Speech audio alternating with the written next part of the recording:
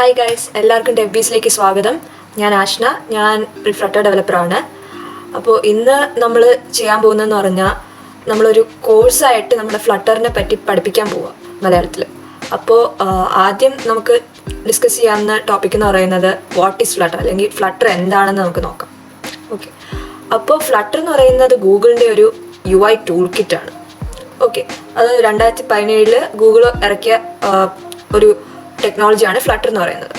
Okay, അപ്പോൾ എന്തുകൊണ്ടാണ് flutter? അപ്പോൾ നമുക്ക് യൂഷ്വലി ഈ ആൻഡ്രോയിഡും iOSലും ഒക്കെ നമ്മൾ ആപ്പ് ഡെവലപ്മെൻറ്റ് ചെയ്യുന്ന സമയത്ത് നമ്മൾ രണ്ട് ലാംഗ്വേജസ് ഒക്കെ യൂസ് ചെയ്യേണ്ടി വരും, പ്രോഗ്രാമിംഗ് ലാംഗ്വേജസ്.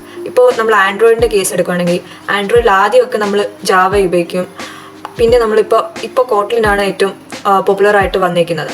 അപ്പം അതിനു വേണ്ടി നമ്മൾ കോട്ട്ലിനും ജാവയാണ് ആൻഡ്രോയിഡിൽ ആപ്സ് ഉണ്ടാക്കാൻ നമ്മൾ ഉപയോഗിക്കുന്നത്. അതുപോലെ iOSൻ്റെ കേസ് എടുത്താലും ഇതുപോലെ 2 ലാംഗ്വേജസ് ഉണ്ട്. അത് ജാവയും കോട്ട്ലിനും അല്ലാതെ വേറെ 2 ലാംഗ്വേജ്. അതായത് iOSന് നമ്മൾ ഉപയോഗിക്കുന്നത് Objective-C അല്ലെങ്കിൽ സ്വിഫ്റ്റ് എന്ന് പറഞ്ഞ ലാംഗ്വേജ്, പ്രോഗ്രാമിംഗ് ലാംഗ്വേജസ് ആണ് ഉപയോഗിക്കുന്നത്. അപ്പോൾ പ്രശ്നം എന്തെന്ന് വെച്ചാൽ നമ്മൾ ഇപ്പോൾ ഒരു ആപ്പ് പബ്ലിഷ് ചെയ്യാനൊക്കെയാണ് നിൽക്കുന്നതെങ്കിൽ, അതായത് 2 ഇടത്തും പബ്ലിഷ് ചെയ്യേണ്ടി വരും. അതായത് നമ്മൾ പ്ലേ സ്റ്റോറിലും പബ്ലിഷ് ചെയ്യണം, അതുപോലെ തന്നെ ആപ്പ് സ്റ്റോറിലും പബ്ലിഷ് ചെയ്യേണ്ടി വരും. അപ്പോൾ നമുക്ക് 2 പബ്ലിഷ് ചെയ്യണമെങ്കിൽ 2 ടൈപ്പ് കോഡും നമ്മൾ 2 കോഡ് ബേസസ് ഉണ്ടാക്കേണ്ടി വരും ഇതിന് സെപ്പറേറ്റ് ആയിട്ട്. ഓക്കെ, അപ്പോൾ ഇതിൻ്റെ പ്രശ്നം എന്ന് പറഞ്ഞാൽ ഒരുപാട് വർക്ക് ലോഡൊക്കെയാണ്. അതായത് ഇപ്പം ഒരു ആൻഡ്രോയിഡ് ഡെവലപ്പർ ആണെങ്കിൽ അയാളുടെ അതേ ആപ്പിൻ്റെ അതേ വേർഷൻ ഇപ്പം പ്ലേ സ്റ്റോറിൽ ഓൾറെഡി കാണും ആൻഡ്രോയിഡ് ആയതുകൊണ്ട്. ആപ്പ് സ്റ്റോറിലൊക്കെ നമ്മൾ അതേ വേർഷൻ ഉണ്ടാക്കി ഇടണമെന്നുണ്ടെങ്കിൽ അതിനുവേണ്ടി നമ്മൾ ഡെവലപ്പറിന് വേറൊരു ലാംഗ്വേജ്, അതായത് സ്വിഫ്റ്റ് എന്ന് പറഞ്ഞ ലാംഗ്വേജ് ഒന്നേനെ ഇരുന്ന് പഠിച്ച് അതെല്ലാം നല്ലോണം നോക്കിയിട്ട് അതിൽ പിന്നെയും ഡെവലപ്പ് ചെയ്തെടുക്കേണ്ടി വരും.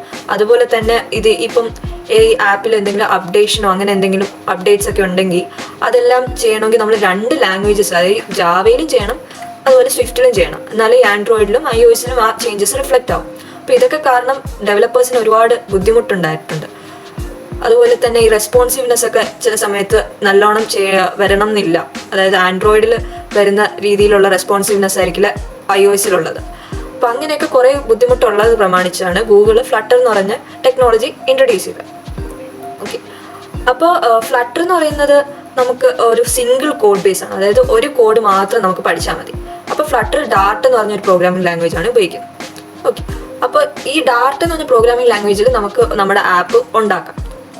എന്നിട്ട് ഈ ആപ്പ് ഈ ഡാർട്ടിൽ നിന്ന് തന്നെ നമുക്കത് 2, അതായത് നമ്മുടെ ആൻഡ്രോയിഡിലും iOSലും ഒരുപോലെ വർക്ക് ചെയ്യും. നമ്മുടെ UI അതുപോലെ വർക്ക് ചെയ്യും.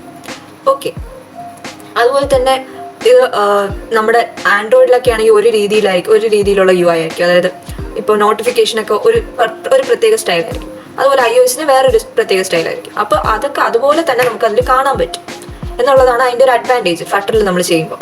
ഓക്കെ, അതുപോലെ അപ്ഡേഷനൊക്കെ വരുമ്പോൾ നമുക്ക് ഫ്ലട്ടറിൽ ആ ഒരു ചെറിയൊരു കോഡ് മാത്രം മാറ്റിയാൽ മതി. എന്നിട്ട് അത് നമ്മൾ അപ്ഡേറ്റ് ചെയ്യുമ്പോൾ നമുക്ക് നമ്മൾ ഡിപ്ലോയ് ചെയ്തിട്ടുള്ള ആപ്പ്, അതായത് നമുക്ക് 2 തവണ സ്വിഫ്റ്റിലും ജാവയിലും മാറ്റേണ്ടി വരത്തില്ല.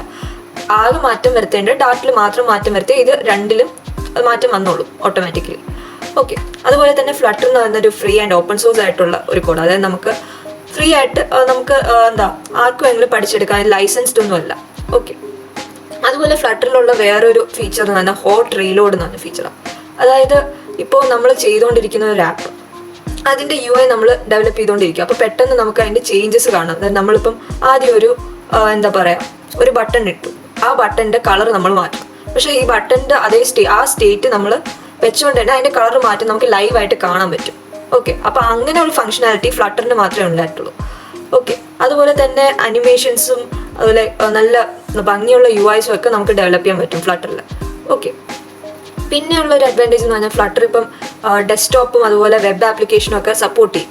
ഇപ്പോൾ ഫ്ലട്ടർ 2.2 ആണെന്ന് തോന്നുന്നു ഏറ്റവും ലേറ്റസ്റ്റ്. അതിൽ നമ്മുടെ വെബ് ആപ്ലിക്കേഷൻസ് നല്ലോണം സപ്പോർട്ട് ചെയ്യും. പക്ഷേ ഡെസ്ക്ടോപ്പ് ആപ്ലിക്കേഷൻ സപ്പോർട്ട് ചെയ്യാനുള്ള ഓപ്ഷൻസ് നമ്മുടെ ഗൂഗിൾ റിസർച്ച് ചെയ്തുകൊണ്ടിരിക്കും എപ്പോഴും.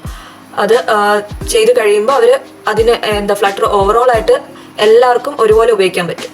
ഓക്കെ, അതുപോലെ തന്നെ നമുക്ക് ഒരുപാട് സ്ക്രീൻ സൈസസ് ഉണ്ട്. ഇപ്പം iOSൽ തന്നെയാണെങ്കിൽ ഒരുപാട് സ്ക്രീൻ സൈസസ് ഉണ്ട്.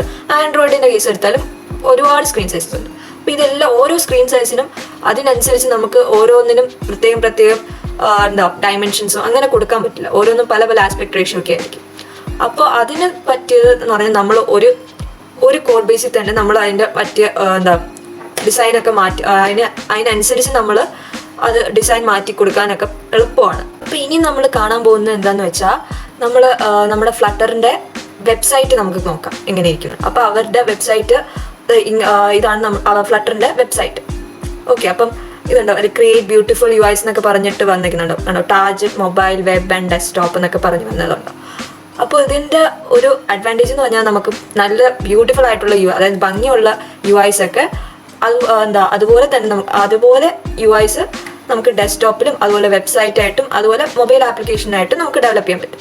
അപ്പം നമ്മളിവിടെ മെയിനായിട്ട് ഫോക്കസ് ചെയ്യാൻ പോകുന്നത് മൊബൈൽ ആപ്ലിക്കേഷന് വേണ്ടിയുള്ള കോഴ്സായിരിക്കും. അപ്പോൾ നമ്മൾ കുറേ യുഐസ് ഒക്കെ ചെയ്യും. അതായത് ഇപ്പം എന്താ പറയുക, വാട്സപ്പ്, അതുപോലെ യൂട്യൂബ്, ഫേസ്ബുക്ക്, ഇൻസ്റ്റാഗ്രാം, അങ്ങനെ പല പല യുഐസും അത് പഠിക്കാൻ വേണ്ടിയുള്ള നമ്മളൊരു ബേസിക് ലെവലിൽ നിന്ന് അഡ്വാൻസ് ലെവൽ കുറച്ച് കഴിയുമ്പോൾ നമ്മൾ ബാക്ക് എൻഡും പഠിപ്പിച്ച് തുടങ്ങും.